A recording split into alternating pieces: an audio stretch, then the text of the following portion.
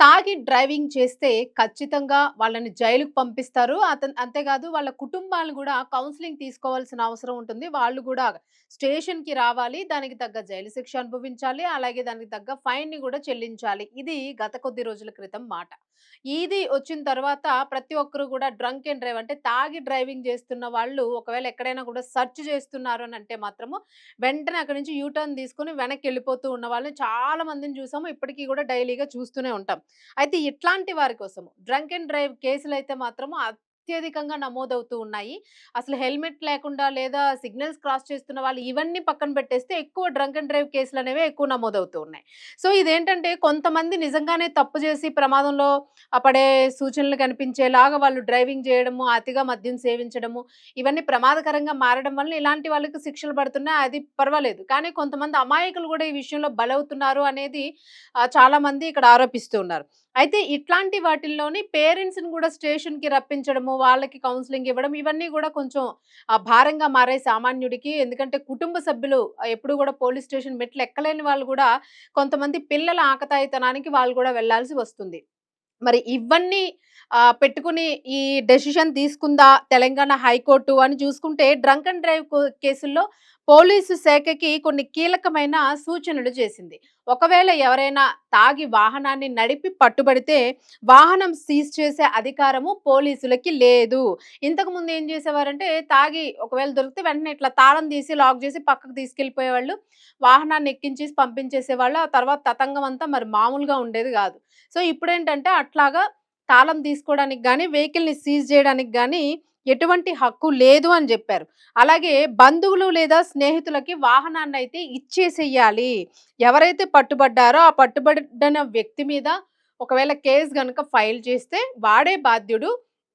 అతని వాహనాన్ని గాని అతనికి సంబంధించిన వాహనాన్ని బైక్ లేదా కార్ గాని ఏదైనా గూడా బంధువులకి గాని లేదా ఫ్రెండ్స్‌కి గాని దాన్ని అప్పజెప్పేసేయాలి. ఆ లాక్‌ని గాని వీళ్ళ దగ్గర ఉంచుకోవడానికి వీల్లేదు అని జెప్పేసి కోర్టు ఉత్తర్వులనైతే జారీ చేసింది.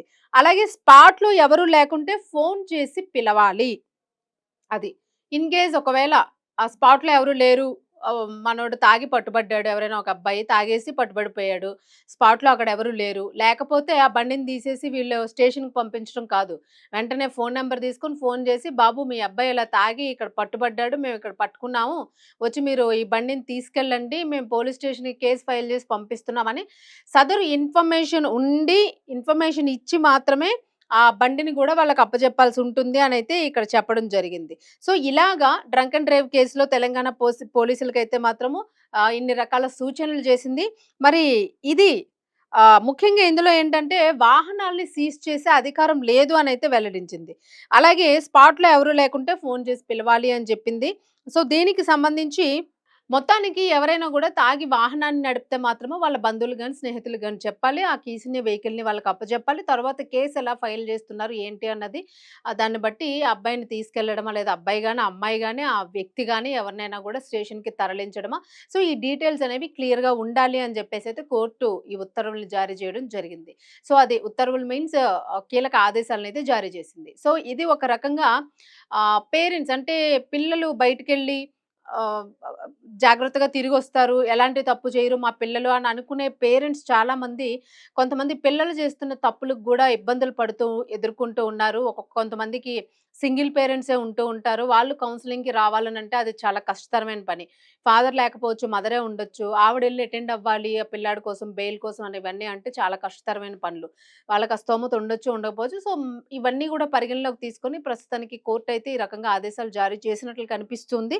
మరి దీని మీద తెలంగాణ పోలీస్ శాఖ కూడా కోర్టు ఆదేశాల మేరకే ఇక నుంచి ఎలా నడుచుకుంటుంది, ఎలా వ్యవహరిస్తుంది అనేదైతే ఇంకా ముందు ముందుకి చూడాల్సిన అవసరం అయితే ఉంది. ఎందుకంటే మనం చూస్తుంటాం చాలా బళ్ళు రోడ్డు పక్కన, స్టేషన్ పక్కనే మూలుగుతూ ఉంటాయి. వాటికి ఈఎంఐలు కడుతూ ఉంటారు. బండి మాత్రం ఎందుకు పనికిరాదు తర్వాత. సో, అన్నీ ఒకదానికొకటి ఇంటర్‌లింక్ అయ్యి ఉంటాయి కాబట్టి తప్పులేదు. చట్టాలుండాలి, రూల్స్ అండ్ రెగ్యులేషన్స్ ఉండాలి. ఇవన్నీ గూడా యువత అలాగే నార్మల్ పర్సన్స్ గూడా అంటే పెద్దవాళ్ళు గూడా చాలామంది తాగి డ్రైవ్ చేస్తూ ఉంటారు. 50 ఏళ్ళొచ్చిన వాళ్ళు, 60 ఏళ్ళొచ్చిన వాళ్ళు గూడా తాగి డ్రైవ్ చేస్తూ ఉంటారు. సో, అదింకా ఒక హ్యాబిట్యువల్. బట్ వాళ్ళు తాగడం వలన ఎదుటి వ్యక్తి ప్రమాదం కలుగుతుంది గాబట్టి, కొన్ని నిబంధనలు పెట్టుకున్నారు. కొన్ని రూల్స్ ఉన్నాయి. వాటికి విరుద్ధంగా వ్యవహరించకుండా వాహనాన్ని అక్కడ అప్పజెప్పేసి మీ మీద కేస్ ఫైల్ అయినప్పుడు మీరెళ్లి అటెండ్ అయ్యి దాన్ని ఎలా అప్రోచ్ అవ్వాలి, ఎంత ఫైన్ కట్టాలనేది క్లియర్ చేసుకుంటే సరిపోతుంది. బట్ వాహనాన్ని మాత్రం సీజ్ చేయడానికి వీల్లేదు అనేది. సో, ఇలా రకరకాల మార్పులు జరుగుతూ ఉన్నాయి ఇప్పుడు పోలీసు వ్యవస్థలో గూడాను. ఎందుకంటే కొంతమంది పోలీసుల వలన గూడా సామాన్యులు ఇబ్బంది పడుతూ ఉన్నారు. కొంతమంది చాలా స్ట్రిక్ట్‌గా, చాలా పర్ఫెక్ట్‌గా ఉంటూ ఉన్నారు. బట్ 100లో ఒక 10 మందో, ఒక నలుగురు, ఐదుగురో ఉంటూ ఉంటారు. ఎక్కడైనా అంతే తులసివనంలో గంజాయి మొక్కలు ఉంటూ ఉంటాయి. సో, ఇలాంటి వాళ్ళ కోసం గూడా కోర్టు ఇచ్చిన ఈ రూల్స్ అయితే మాత్రం చాలా హెల్ప్‌ఫుల్‌గా అనిపిస్తాయని అంటూ ఉన్నారు. బట్ ఇలా తీసుకోరు గదా! అని అయితే మాత్రం యువత రెచ్చిపోకుండా ఉంటే మంచిది. మీ లిమిట్స్‌లో మీరుంటే ఇబ్బందుండదు. బట్ కేస్ ఫైల్ అయితే శిక్ష మాత్రం పడుతుంది. ఫైన్ కట్టాల్సుంటుంది. అది.